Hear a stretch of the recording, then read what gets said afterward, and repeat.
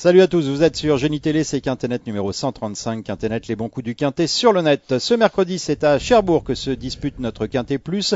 Dans la 10e étape du Grand National du Trot, ils sont 18 au départ. Et pour étudier cette épreuve, j'ai à mes côtés tout d'abord Laurent Barbarin. Salut Patrick, salut Julien, bonjour à tous. Et donc également Julien Van den Doren. Oui, ça bonjour à tous. Bon Patrick, à n'en pas douter, on va prendre un très grand plaisir à étudier cette belle épreuve du GNT. Bah oui, dont le GNT, Génicourse, c'est le sponsor principal. Il y en a un autre, mais le principal, c'est Génicourse en tout cas. Allez, on est parti, Julien, avec l'As Miller Barbet, un trotteur de qualité, mais qui était absent depuis la mi-juillet. Voilà, il reparaît en compétition après plus de 2 mois d'absence. Ça m'inquiète vraiment, sinon c'est vrai, c'est un cheval vraiment de classe qui, après avoir connu des ennuis de santé, rattrape le temps perdu. Bon, l'opposition est quand même certaine dans cette compétition. Il affronte quand même ses cadets, même s'il devra s'élancer en tête. Sa tâche me semble compliquée, à mon avis, il ne sera pas à 100%, donc il demande à mon avis à être vu. Laurent. Ouais, on le connaît bien, c'est un cheval de train qui a une chance théorique, une première chance théorique, mais on va suivre les conseils de son entraîneur Jean-Luc Bijon et puis peut-être le laisser de côté. Pour cette fois en tout cas. Le 2 c'est l'Irfan, alors son degré de forme actuel est vraiment incertain. Ça fait 1 an qu'on ne l'a pas vu se distinguer à l'attelé, donc ça commence à faire un petit peu long. Je pense qu'on peut faire l'impasse sans prendre trop de risques. Bon, on l'a vu s'illustrer en montée, mais en tous les cas à l'attelé dans un lot pareil, c'est un peu trop juste. Julien. Bon, même à 100%, sa tâche sera vraiment très compliquée dans cette épreuve, donc là n'étant pas au top, vous voyez ce que je veux dire. Ouais. Allez, on passe au 3 Yonax, alors un concurrent, Julien, qui est en progrès, qui vient de s'imposer avec autorité à Vincennes sur les 2100 mètres de la grande piste.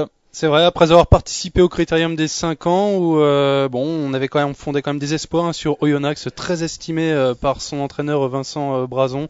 Il vient de très bien gagner sur les 2100 mètres de la grande piste, un cheval également dur à l'effort, capable de prendre vite les devants. Il va apprécier à mon avis ce tracé coulant de Cherbourg. Jos Verbeek à son sulky. Moi je le vois bien remporter cette épreuve de bout en bout, ça sera ma base. Ah, il a l'air chaud, et vous Laurent? Ouais, je suis chaud également. Il y a Jos Verbeek au sulky qu'il connaît bien maintenant, qui va probablement essayer de prendre la tête et puis d'aller au bout. Cherbourg se prête à ce genre de tactique en tous les cas, donc il est en pleine forme ce cheval, c'est une des bases de l'épreuve. Alors si vous voyez Oyonnax, est-ce que vous voyez Olifant qui vient justement de se classer 2e derrière Oyonnax? Exactement, Olifant, qui pourrait peut-être même cette fois prendre sa revanche, pourquoi pas. Ce Olifant, il est en progrès, il a été arrêté à un bon moment en milieu d'année.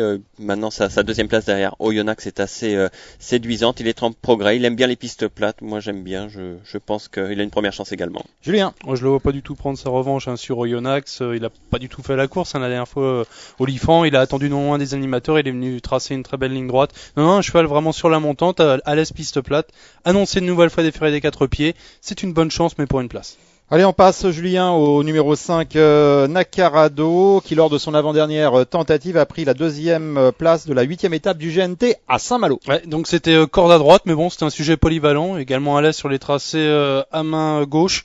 Je l'aime bien ce Nacarado, je l'avais retenu lors d'un succès à Cabourg cet été, je me rappelle en base dans cette émission bien sûr, mais le lot était quand même largement moins relevé. Là, la tâche se complique pour ce Nacarado. En plus, mon avis, il n'est pas encore à 100%, il vient seulement d'effectuer une course de rentrée, donc j'ai pris le risque de l'écarter, ça sera mon regret.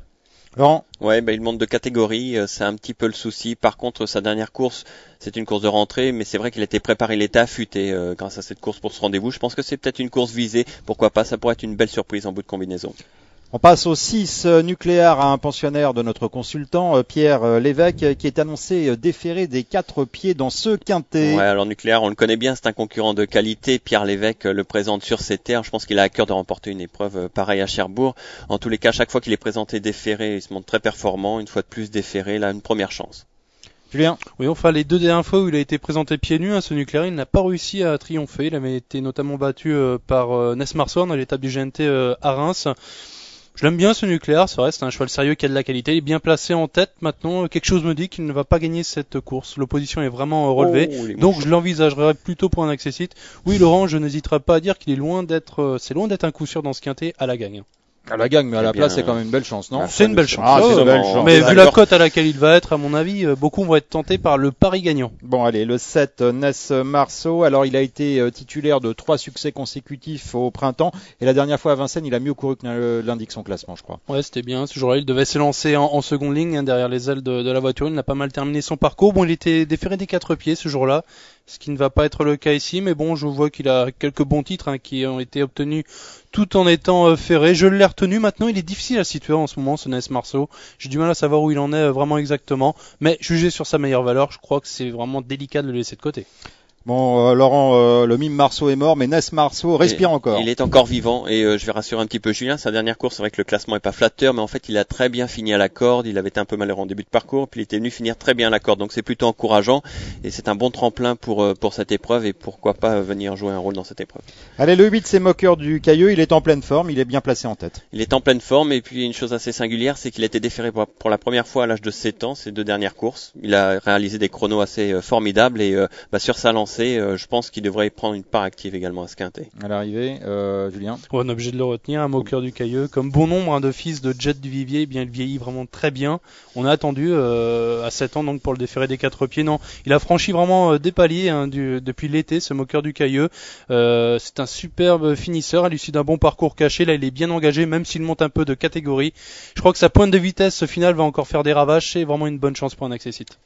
Le 9, c'est Litchi, il est situé à la limite du recul et il est l'auteur récemment d'une rentrée correcte à Cagnes-sur-Mer. Ouais, le lot était bien composé, une épreuve remportée par un certain Maestro Bourbon. C'est vrai que là, les conditions de course sont vraiment avantageuses, à la limite du recul au premier échelon. Maintenant, à mon avis, l'opposition est vraiment relevée, il va vraiment lui falloir jouer serré pour bien faire dans un tel lot. Je préfère le revoir, qu'il progresse un peu en condition, là ça va vraiment être trop juste. Les Litchi, vous aimez ça, vous? J'aime bien les litchis, ouais. Celui-là un petit peu moins peut-être, mais bon, associé à Pervière Quiz quand même, à la limite du recul, pourquoi pas, c'est un bel engagement favorable. Ce serait quand même une grosse surprise, il va falloir qu'il rase les murs pour venir prendre une place, donc on va le laisser de côté. Allez, avant d'aborder les concurrents qui devront rendre 25 mètres, une page de publicité.